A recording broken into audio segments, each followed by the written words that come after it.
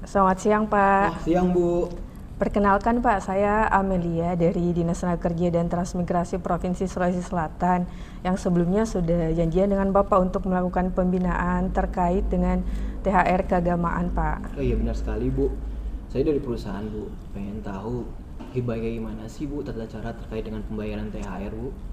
Baik Bapak, untuk THR sendiri itu sudah diatur dalam Undang-Undang Cipta Kerja, Pak, di mana peraturan pelaksananya itu ada di Peraturan Pemerintah Nomor 36 Tahun 2021 tentang pengupahan, yang mana setiap perusahaan itu sudah wajib untuk membayarkan THR keagamaan kepada pekerja dan buruh. Kemudian jadi perusahaan ataupun pengusaha tidak boleh tuh Pak untuk tidak melakukan pembayaran THR, dan THR itu dibayarkan selambat-lambatnya 7 hari sebelum Hari Raya Keagamaan, Pak. Oh begitu ya Bu. Saya mau nanya lagi Bu terkait dengan siapa saja sih yang berhak untuk mendapatkan THR Bu? Kalau yang bisa mendapatkan THR sebenarnya Pak itu adalah pekerja ataupun buruh yang sudah bekerja dengan masa kerja 1 bulan atau lebih. Dan kemudian pekerja atau buruh tersebut itu baik dalam perjanjian waktu tertentu, perjanjian kerja waktu tertentu atau PKWT, dan juga perjanjian kerja waktu tidak tertentu, Pak. Jadi keduanya bisa mendapatkan THR.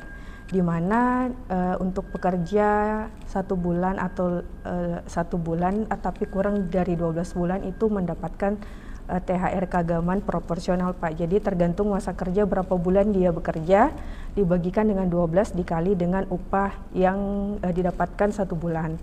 Upah di sini terdiri dari komponen upah, baik itu upah pokok dengan tunjangan tetap ataupun upah bersih, Pak.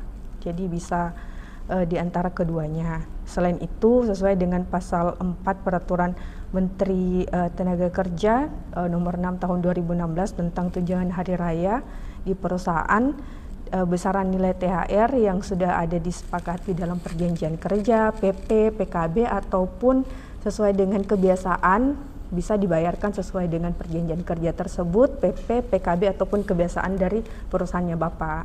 Jadi Bapak pilih aja tuh antara. Kalau sudah ada di PP, berarti besaran nilai THR bisa diberikan sesuai dengan PP-nya Bapak. Oh begitu ya Bu. Kebetulan di perusahaan kami juga ada pekerja harian lepas Bu. Apakah termasuk juga dibayarkan THR-nya Bu? Tentu Pak, pekerja harian lepas kan termasuk ke dalam perjanjian kerja waktu tertentu.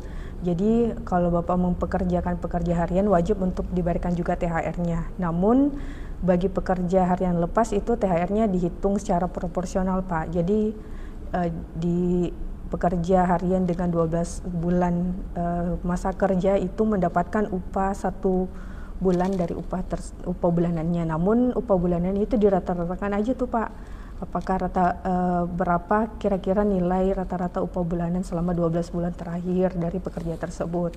Kalau kurang dari 1 bulan tapi lebih dari 1 bulan tapi kurang dari 12 bulan, Bapak bisa membayarkannya dengan upah terakhir yang rata-rata upah terakhir yang dia dapatkan di bulan itu.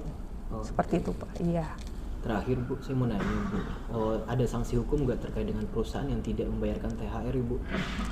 Sesuai dengan ketentuan pasal 10 ayat 1 Peraturan Menteri Tenaga Kerja nomor 6 tahun 2016 tentang tunjangan hari raya keagamaan, pengusaha yang terlambat membayar THR akan dikenakan denda Pak 5% terhadap nilai total THR yang harus dibayarkan sejak berakhirnya batas waktu pembayaran tunjangan hari raya. Selain itu Pak, pengusaha yang tidak membayar THR itu dapat dikenai sanksi administrasi. Perlu juga diingat bahwa THR keagamaan itu tidak boleh dicicil atau bisa dicicil kalau Bapak pengusaha dan juga pekerja itu sepakat untuk pembayaran THR-nya dicicil. Setiap tahunnya kami dan juga pemerintah melalui Kementerian Ketenagakerjaan akan mengeluarkan surat edaran Pak. Surat edaran mengenai THR keagamaan yang sesuai dengan peraturan perundang-undangan. Jadi tentunya kami akan mengirimkan surat edaran tersebut juga ke perusahaan Bapak sebagai acuan dalam pembayaran THR, sehingga Bapak bisa membayarkan THR ke pekerja ataupun buruh sesuai dengan ketentuan undang-undang. Kami juga Pak sebagai informasi telah membuat posko konsultasi dan pengaduan tunjangan hari raya keagamaan di setiap dinas tenaga kerja setempat. Jadi kalau Bapak mau menanyakan atau memiliki permasalahan yang lain terkait tunjangan hari raya keagamaan dapat lebih lanjut berkonsultasi ataupun melakukan pengaduan di posko tersebut, Pak. Oh, Seperti itu, Pak. Itu Ibu ya. Iya. Terima kasih Bu atas pengajaran dan pemahamannya Ibu. Terima kasih juga, Pak.